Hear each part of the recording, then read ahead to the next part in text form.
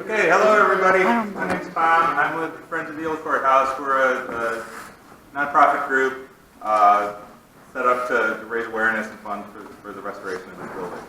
So we're going to do a tour. Normally, the top floors of this building are closed. They're off limits to the public, but for these tours, we can show you. So this is the McHenry County Courthouse. And a lot of people think it was the first McHenry County Courthouse, but it wasn't. It was actually the third McHenry County Courthouse. The first McHenry County Courthouse was in the city of McHenry. It was built in 1840 because McHenry County went all the way to Lake Michigan. And then they split the county into Lake County and McHenry County and moved the county seat to the center of New McHenry County. And they built the second courthouse, which was actually a frame structure right in the middle of the square. Nobody liked that building. It was too small. It was rickety. They built this building in 1857, pre-Civil War. And shortly after they built this building, the second courthouse mysteriously burned down. So conveniently, but then the land that was on was donated and made into the public square. So this was the functioning McHenry County Courthouse from 1850. They actually started occupying it in 1858. But from 1858 until 1972, when they built the new complex north of town. So you can imagine over the more than 100 years of occupying this building, the county was growing, so they made a lot of additions. So a lot of what you're looking at here is original. The stairway there is original, but a lot of what you're looking at here is stuff that was kind of added on later. In 1972, this building was put up for auction by the county, and there were two bids on the property. One was to level it and put a parking lot here, and one was by a couple who wanted to make an art center here. And that bid won by $500, so the building was saved in 72. And they ran an art center here. They put in, it was kind of like a mall. There was a radio station that operated out of the upstairs. But they didn't have a lot of money, so from that time until the city took possession of the building in 2010, 11, the building was falling apart, and the roof was leaking horribly, the windows were falling apart, there were pigeons in the building.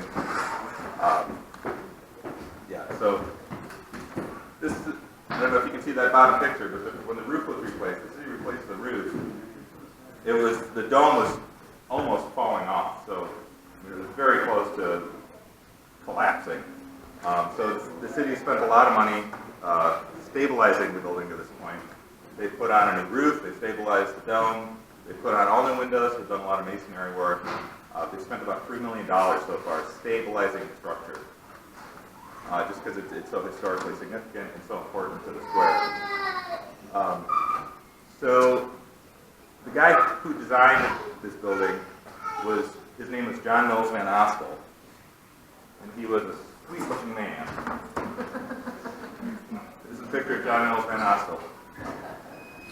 He was Chicago's first registered architect and one of the most prolific architects in Chicago. He designed a lot of famous buildings. He designed several of the first Cook County city halls, Cook County buildings, one of which this one was modeled after. And that one that was modeled after actually burned down in the Chicago fire. But he also built the first 3 Palmer House hotels. He built the Briggs Hotel, which is the hotel that Abraham Lincoln was in when he won the nomination for the presidency. He built several of the first opening bridges in Chicago over the river. Just a prolific builder. So we're going to go in here. So we can step in here, and you'll notice the most interesting thing in this room, in my opinion, is the big chalkboard there, which was used for the last election when this was a county building in 1972.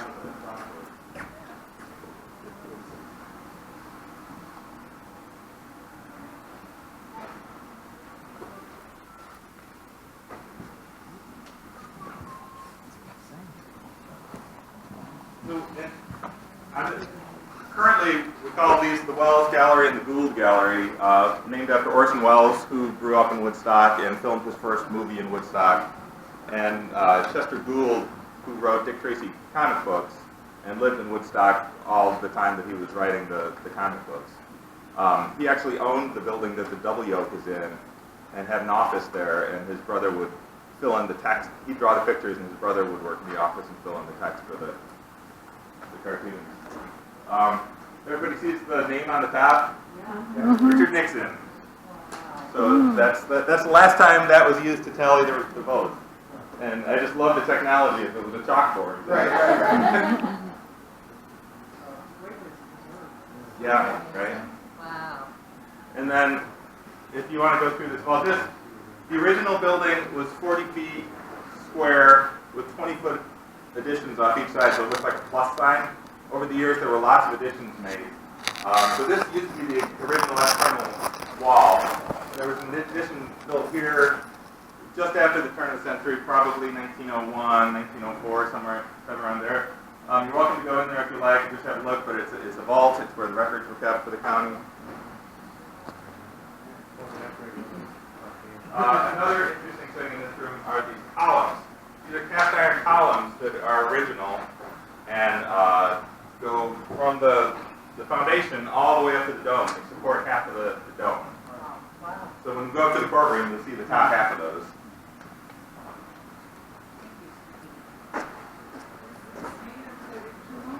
No. Tin ceilings were fashionable around the turn of the century. So the ceilings were probably put in around 1901 when they did the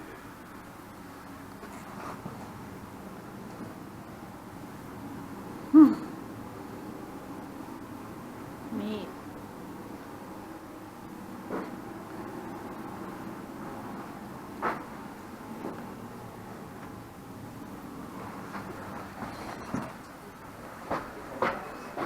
Okay, we're gonna go. All right.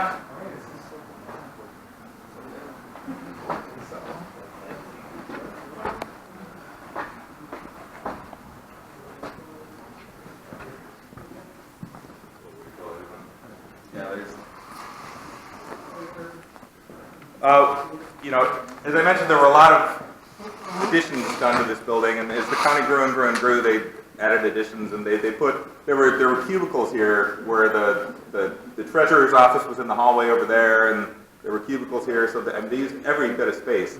But one interesting thing is this staircase is original in 1857, and there used to be a second one that mirrored that on that side where that vault is built. Okay. So you can imagine how grand that would have been with those two staircases going up.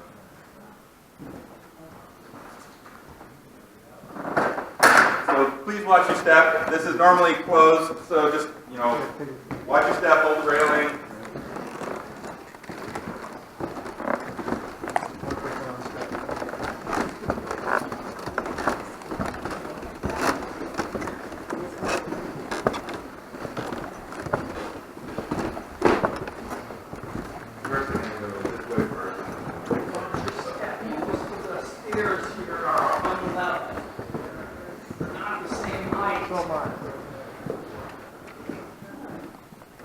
Wow.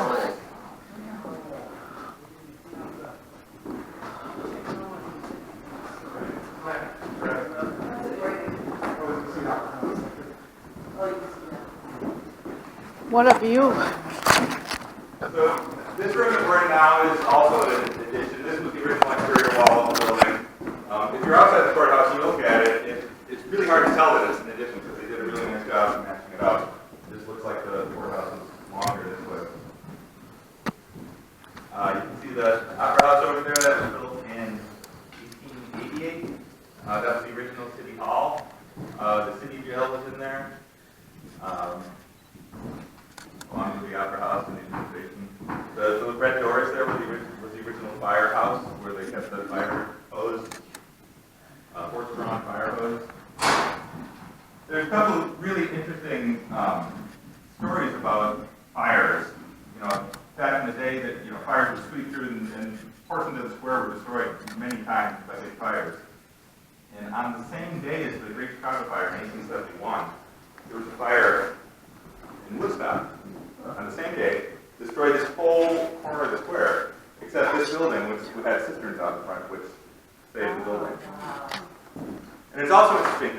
there was on that same day, there was what is still the most deadly fire ever in America, the Woodstock fire in Wisconsin. It killed like 2,400 people on the same day. Right. So, you can imagine there was something weird going on that day. Dry and hot. And, Windy. yeah.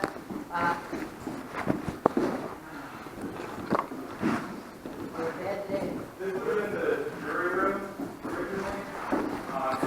Early on in the 1860s, they actually had beds in there because if you were sequestered and you lived in Marengo, you would have had to walk or take a horse or something. So they'd have beds in there where the jury could sleep.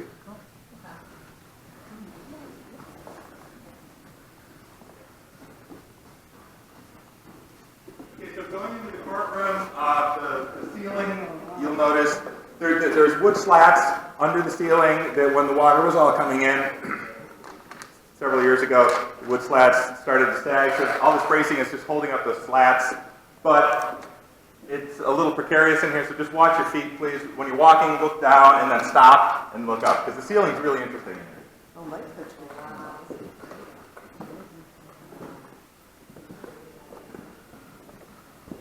So this is the original courtroom, and it functioned as a courtroom until 1971.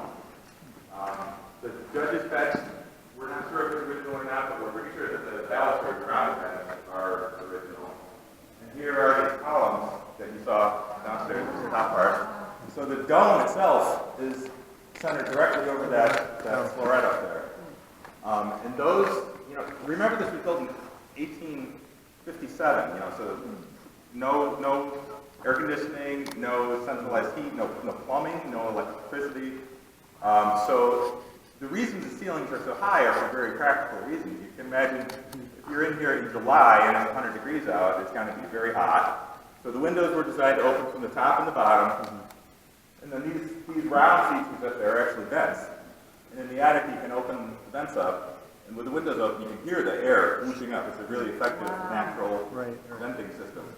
And the high windows also allow for natural light.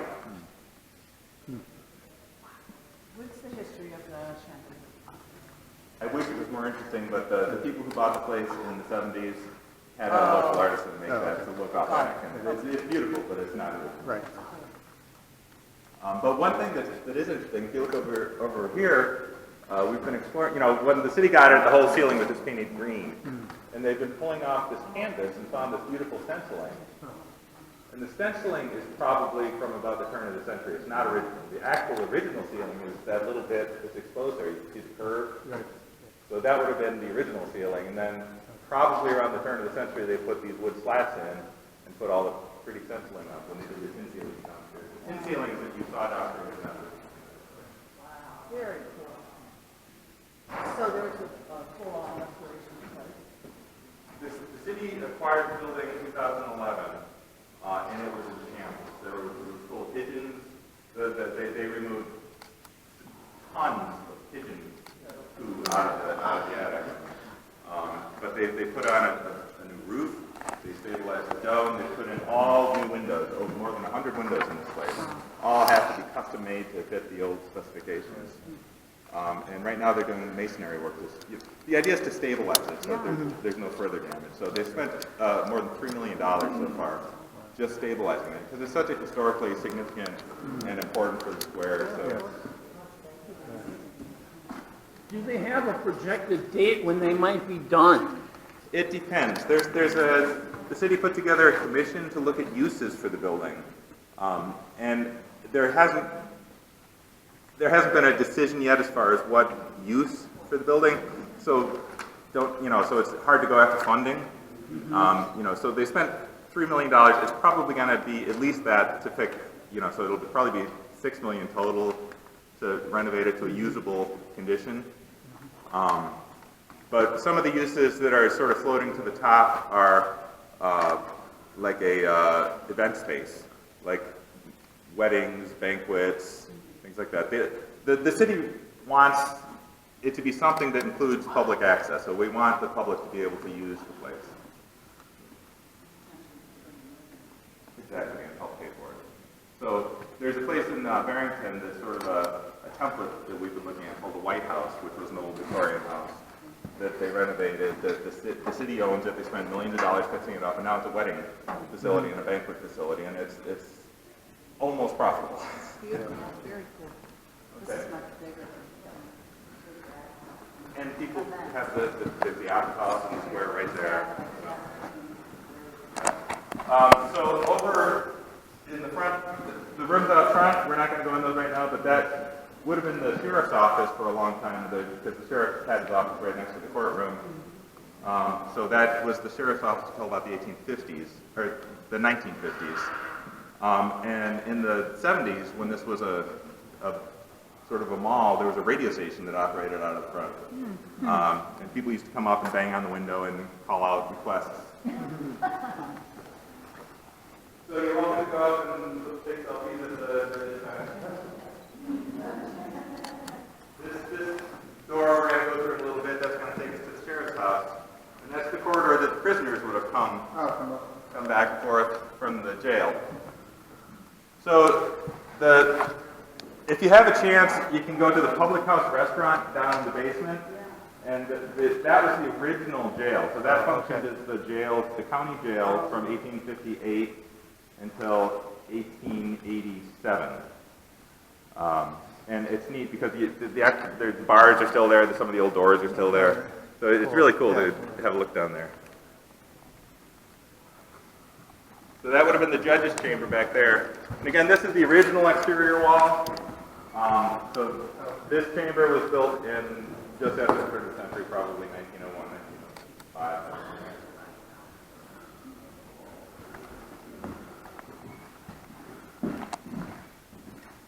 It's getting foggy out there.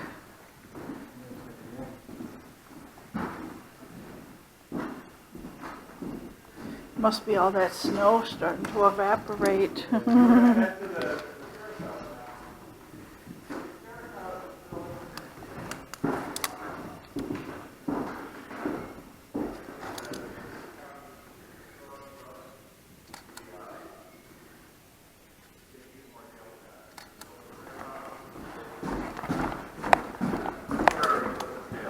Please watch your steps. There's no railing. Just watch your feet as you're going down there, please. Thank you.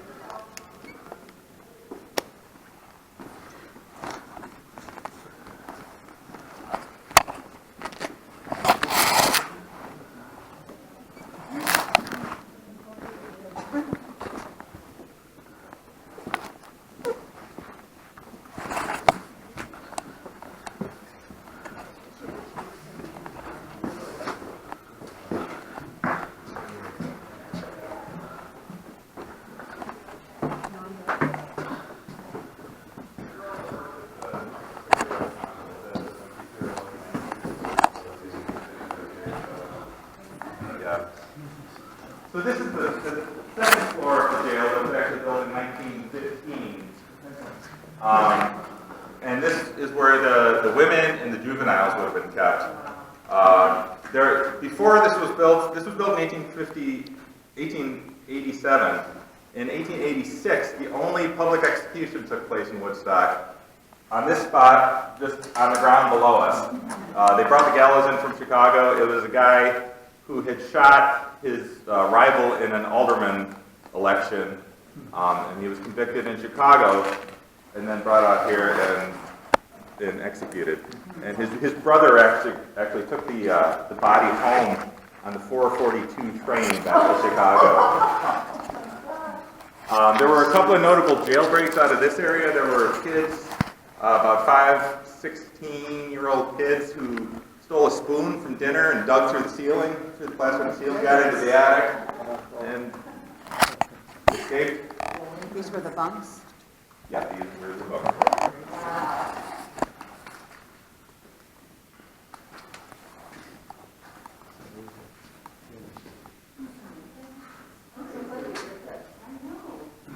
So we'll go down into the old jail now. Wow. So this area out front would have been the sheriff's house where we can actually go here. This would have been where the sheriff lived. So this is where the sheriff and his family would have lived. So these were the quarters where the sheriff's family was. one door away from the prisoners.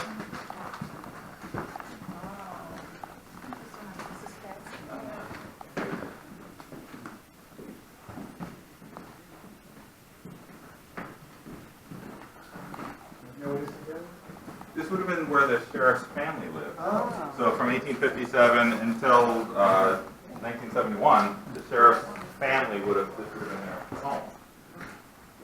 They were required to live adjacent to the jail. Most recently, those of you who are from the area would know this was sort of the overflow seating for the East Creperie restaurant, which we were all very sad to see go. They went to Barrington and they didn't make it there. Right. Very sad. Yeah. Pretty space though. Oh, it's great space and it was great food and it was great everything. Very sad, very sad.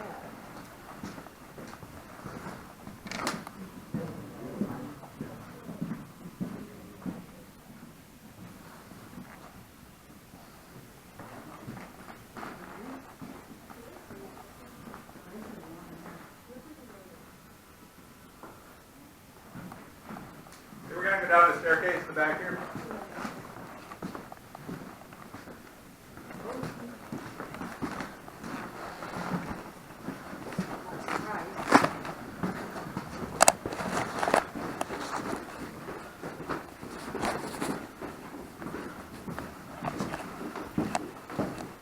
So this is the older portion of the jail.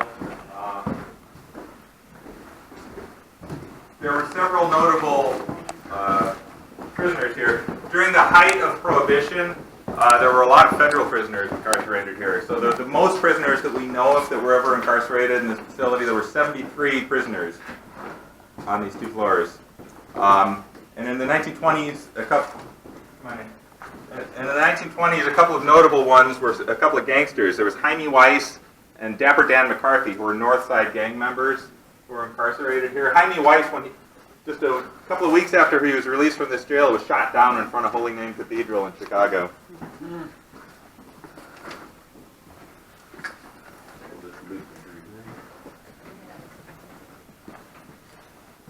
There were a few notable jailbreaks out of here as well. There were some prisoners who smuggled in hacksaw blades and cut through the bars, but it took them several days to do it. So they would cut through the bars at night, and during the day they would fill it up with toothpaste and dirt so the guards couldn't see the cuts. So it took them 3 or 4 days to cut through the bars and get out the window. Oh, We're gonna walk around this way.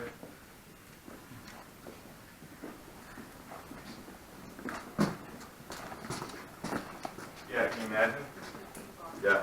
And so the most famous prisoner ever held here was Eugene Debs. Eugene Debs was the president of the American Railway Union, and was responsible for the Pullman strike, which shut down the country in the 1890s. And he was found guilty in a court in Chicago, but they were worried there were too many sympathizers in Chicago, so he was incarcerated here for 6 months, along with 6 other colleagues of his.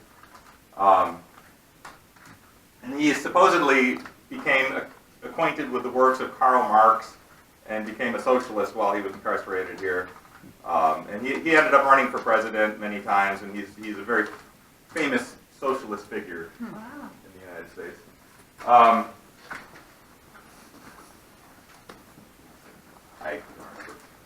Follow me, please.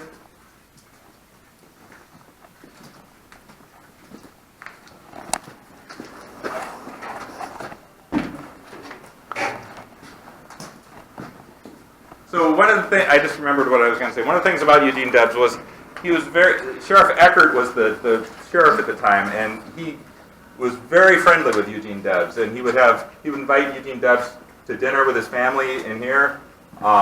He gave his gun to Eugene Debs so they could do military-style drills to stay in shape. He lent him a jail cell next door to his, so his secretary could come in and publish the Railway Times publication, and he'd even go hunting with Eugene Debs. So this was the kitchen of the original sheriff house, and one of the duties of the sheriff was that his wife had to cook for all the prisoners. So this is where all the food would have been made for the prisoners, up to 73 prisoners, at one time. And a couple of the sheriff's wives were famous for being good cooks. So people would come and turn themselves in to this facility because they knew the food was good. Yep. 3 hots and a cot.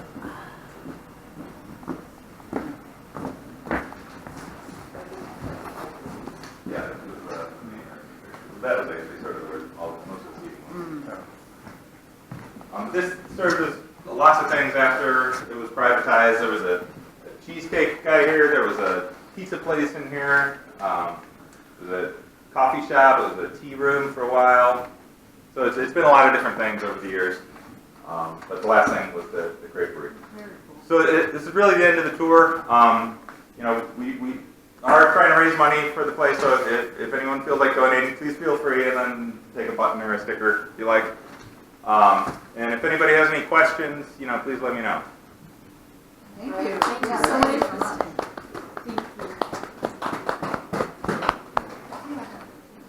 And then you can just exit out the front door when you're ready to leave. All right.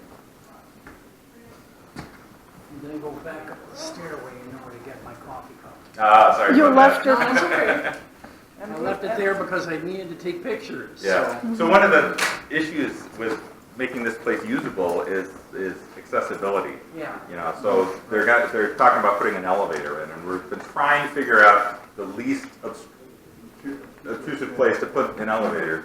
And what we're probably going to do is that horrible passageway we walked through between these two buildings, we'll probably remove that and put an elevator in that will access both buildings. But it's complicated because the floors aren't level with each other, so it would have to have exits on both sides. And Very cool. Thank you so Thank much. Thank Yeah, you. thank Thank you.